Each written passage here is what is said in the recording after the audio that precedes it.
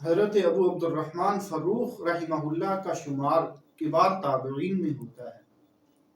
ایک مرتبہ اللہ کے راستے میں نکلنے کی آواز لگی تو یہ گھر آئے، آ کے بیوی سے مشورہ کیا، بتلایا کہ اللہ کے راستے میں جانے کا موقع ہے۔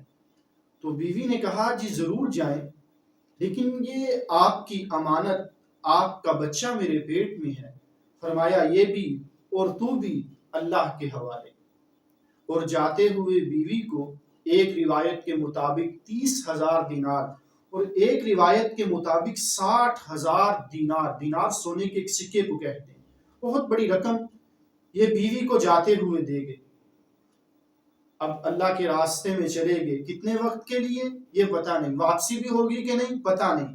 اب دن گزرتے رہے، ہفتے گزرے، مہینے گزرے، سال، 1 سال، 2 سال، 3 سال، 4 سال، 27 برس گزر گئے اللہ کے راستے میں۔ اور ادھر وہ اللہ کے راستے میں قربانیاں دے رہے ہیں، اور ادھر بیوی وہ خاوند کی جدائی کے بغیر جوانی گزار دی۔ 27 سال کے بعد جو مدینہ واپسی ہوئی تو سارے مدینے کا نقشہ بدلا ہوا تھا۔ اب سوچا پتہ نہیں میرا گھر بھی ہوگا کہ نہیں، تو جس جگہ کے بارے میں تھا کہ یہ میرا گھر ہے، جب وہاں پہ پہنچے تو گھر کے اندر داخل ہوئے تو گھوڑے کے قدموں کی آہٹ کی آواز سن کے ایک نوجوان باہر آیا اور اس نے پوچھا کہ آپ کون ہیں، میرے گھر میں کیوں آئے؟ تو انہوں نے جواب دیا کہ بھئی مجھے لگا کہ شاید میرا گھر ہے۔ تو کہا اچھا، ایک تو بغیر اجازت میرے گھر میں داخل ہوئے اور پھر اوپر سے یہ کہہ رہے ہو کہ مجھے یوں لگا کہ شاید میرا گھر ہے، چلیں آپ کو قاضی کے پاس لے کے چلتا ہوں، ہمارا فیصلہ وہاں ہوگا۔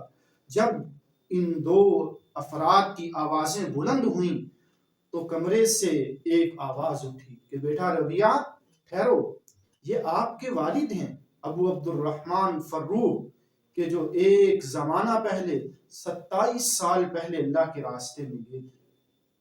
تو باپ بیٹے گلے ملے اور آپس میں گفتگو شروع ہوئی۔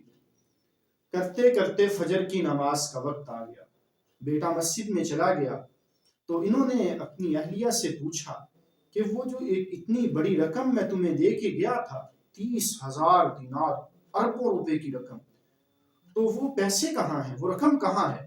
تو کہا کہ وہ رقم محفوظ ہے، آپ نماز پڑھ کے آئیے، میں آپ کو بتا دیتی ہوں۔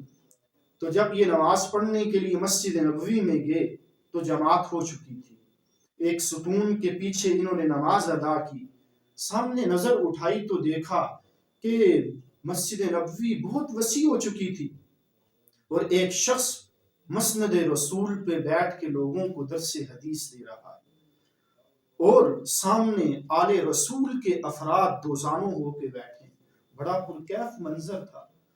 تو پوچھا ساتھ بیٹھے ایک فرد سے کہ من ھذا الرجل، یہ کون ہستی ہیں کہ جن کا اتنا بڑا مقام کہ جو مسند رسول پہ مسجد نبوی میں بیٹھ کے آل رسول کو درس دے رہے ہیں، کہ جن کے سامنے بڑے بڑے شہزادے بھی دوزانوں ہو کے بیٹھے ہیں۔ تو جن سے پوچھا، انہوں نے کہا کہ چچا جان لگتا ہے کہ آپ مدینے کے رہنے والے نہیں ہیں، ورنہ یہ وہ ہستی ہیں کہ جنہیں مدینے کا ہر فرد جانتا ہے، بچہ بچہ وہ ان سے متعارف ہے۔ تو کہا جی ہاں بیٹا، میں باہر سے آیا ہوں۔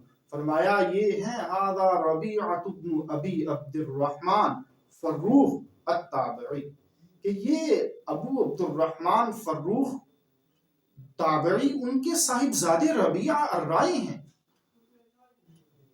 کہ ان کے والد 27 سال پہلے جہاد پہ گئے تھے، واپسی نہیں۔ تو اب یہ کون تھے؟ خود ہی تھے، انہی کے بیٹے ہیں۔ اب ایسی ایک دل میں خوشی محسوس ہوئی، گھر آئے، بیوی نے پوچھا جی ہاں، کیسا پایا ان پیسوں کے خرچ کرنے کا مصرف، وہ اربوں کی رقم میں نے آپ کے اس بچے کی تعلیم و تربیت پہ لگائی کہ جس کی بدولت آج اللہ نے یہ مقام عطا فرمایا۔ کہ یہ بچہ مسند رسول پہ بیٹھ کے لوگوں کو درس حدیث دے رہا ہے۔ تو یہ ان کی قربانیاں تھیں، محنتیں تھیں، اللہ کے راستے میں نکلنا، اس پہ جدائیوں کا برداشت کرنا۔ اللہ نے دنیا میں اتنا بڑا صلہ عطا فرمایا کہ حضرت ربیعہ الرائے، یہ امام بخاری، امام مسلم، حضرت سفیان ثوری رحمہ اللہ جیسی ہستیوں کے بھی استاد نکلے، کہ وقت کا امام اللہ نے ان کو بنا دیا۔ یہ ساری جو سعادت یہ قربانیوں پہ ملی۔